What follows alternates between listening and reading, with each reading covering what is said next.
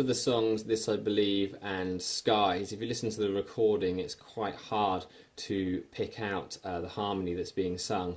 And actually, sometimes it's not that necessary to have lots of harmony. Sometimes singing in unison, particularly in a song like This I Believe, it's a creedal kind of song, so actually singing in unison kind of brings together that sense that we're all declaring what we believe.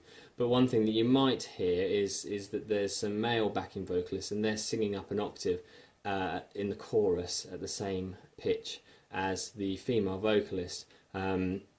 It's quite a nice effect. It probably only works when you do have a female lead vocalist, because typically it would be too high if you had a male lead vocalist and then you tried to sing above the octave.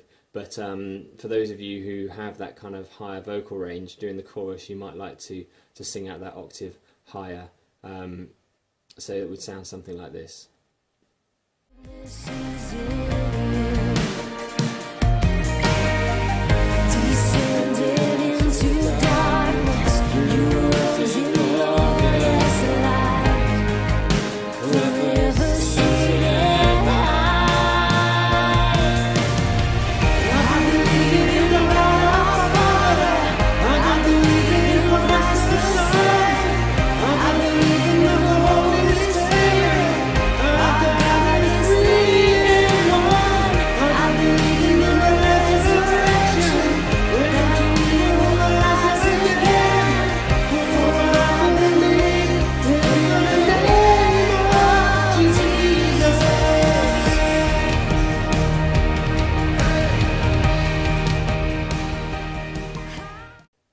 But really, for this, I believe it's about singing the tune beautifully and with feeling and meaning, and choosing dynamic kind of expressiveness. So there's a very soft kind of chorus at the end. So you just kind of want to think about how, particularly if you're singing in a large group of people, how softly you can sing that, but still convey the meaning.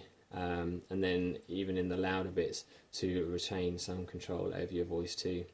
So that's really all there is for This I Believe, the Creed. So just make sure you're familiar with the song and you've got a good feel for how it goes and how you can expressively sing it. And Skies, much like the Creed, again, there's not much of an audible harmony on the recording. Again, though, you can hear a male vocalist singing the tune up an octave, and seemingly it's probably just the first and third line of the chorus, so just the God, your love is better than life. God, your love is better than life. I'll lift my hands right up to the sky. God, your love is better than life. Lift you higher till the sky rises. And so just by adding a little bit of texture every now and then, we can still add emphasis and dynamic to the song. Actually, if we all sing at the same time, even if it's a beautiful harmony, it can start to sound very, very samey. And so actually thinking about when not to sing and just to add a few lines of support is equally valuable. Now, if you're not singing a harmony during a song, sometimes it's appropriate to sing the tune along with the lead vocalist, particularly if you had like a female lead vocalist and a male backing singer. Then even when you sing in unison, the female is singing an octave higher than the male, and that sounds okay.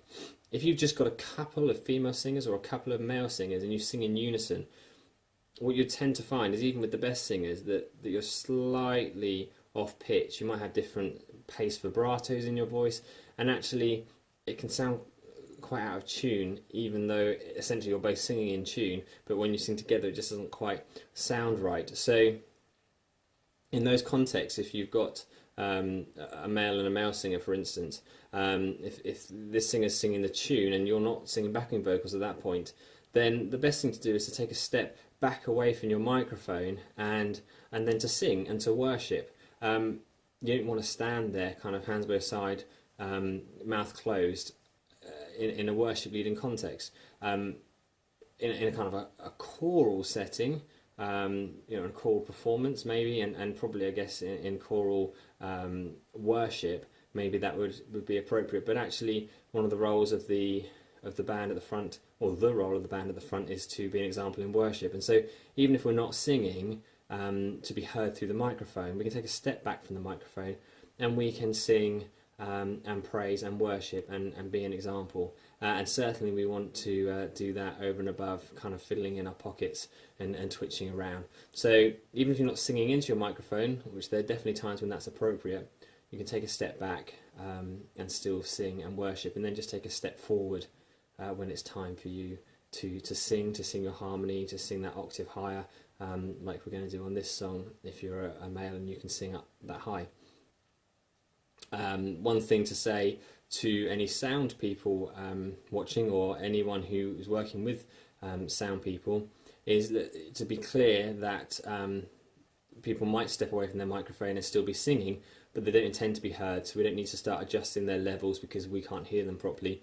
As long as we all sort of have an agreement that we'll be standing an appropriate distance away from the microphone when it's appropriate for us to be heard, then that's okay. And so on that matter, if this is your microphone, you kind of want to be no further away than a thumb's length from the microphone. Typically when we're using the SM58, which we tend to use at church, the sort of the black microphones with the large silver heads, you want to be no more than a thumb's width away from it. You can come even closer if you want to. I was always told to essentially kiss the microphone, but certainly they're not designed for being held this far away, and that's when we get feedback issues and that kind of thing. So get your mic stand in a position where you're comfortable with it, step up to it, and then sing. And as I said, if you don't want to be heard at that point, take a step back and sing from this kind of distance. And as long as we're all in agreement with the sound team that that's what we're doing, then we shouldn't have any feedback issues and that kind of thing. So that's really all there is to Skies. So hope you enjoy the song.